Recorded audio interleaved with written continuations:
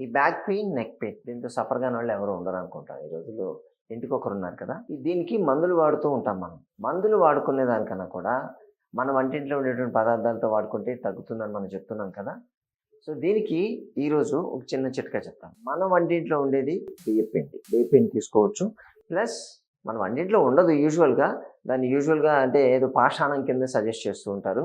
దతుర అంటే ఉమ్మెత్త. దాని ఆకులు కావాలి మీకు. ఉమ్మెత్త ఆకులు.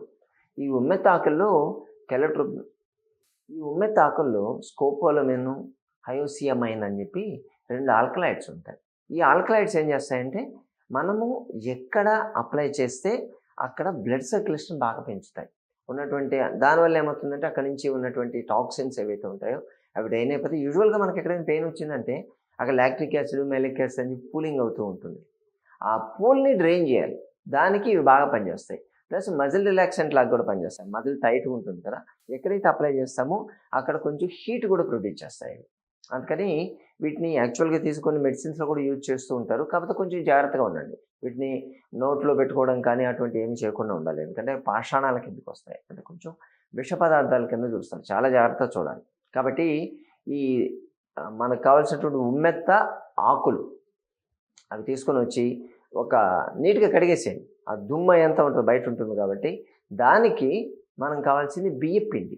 మన వంటింట్లో నుండి బియ్యం ఉంటుంది కదా! దాన్ని కాస్త గ్రైండ్ చేసి పౌడర్ చేసుకొని పర్లేదు. యాక్చువల్ అయితే మనం దంచాలి అంటాం. దంచితేనే అది మెడిసిన్ లెక్క పనిచేస్తుంది.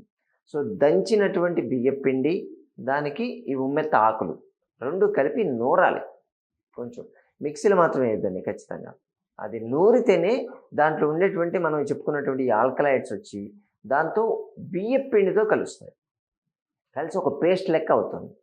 ఈ పేస్ట్‌ని ఎక్కడైతే మీకు నొప్పి ఉంటుందో అక్కడ పట్టులాగా వేయాలి. అంటే డైరెక్ట్‌గా ఆ పేస్ట్‌ని తీసుకొని మెడ దగ్గర, నడుము దగ్గర ఎక్కడైతే నొప్పి ఉందో అక్కడ వేసేసుకోవచ్చు. లేదంటే ఒక క్లాత్ తీసుకోండి. ఒక కాటన్ క్లాత్ తీసుకొని దానికి ఈ పేస్ట్ పూసేసేయండి.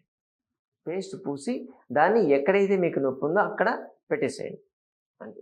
దాని మీద కావాలంటే ఒక పొడి బట్ట కూడా చుట్టొచ్చు. చుట్టి అలాగే ఉండాలి. పడుకొని ఉండాలి. దాన్ని కట్టుకొని మళ్ళీ ఇంట్లో పని చేస్తే లాభం లేదు. రెస్ట్ ఇవ్వాలి. దేనికైనా సరే మనం బ్యాక్ పెయిన్, నెక్ పెయిన్ కూడా చెప్పేది rest is the best cure అంటాం కదా! కాబట్టి ఇది వేసుకొని పడుకోండి. మీకు ఎప్పుడు టైం దొరికితే అప్పుడు.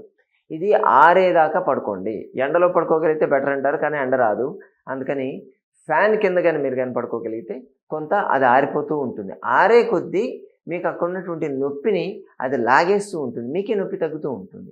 దీనికి కాకపోతే ఇది ఒకసారి వాడిన తర్వాత పడేయాల్సిందే. మళ్ళీ మళ్ళీ వాడుకోవడానికి అది పనికిరాదు.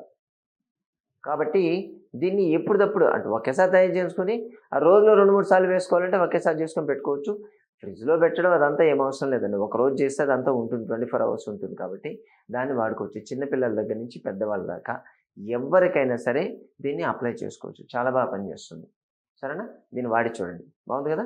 Short and sweet videos. ఇటువంటి మరిన్ని వీడియోస్ మళ్ళీ కలుద్దాం. మరోసారి మరి వీడియోతో మళ్ళీ కలుసుకుందాం. నమస్తే.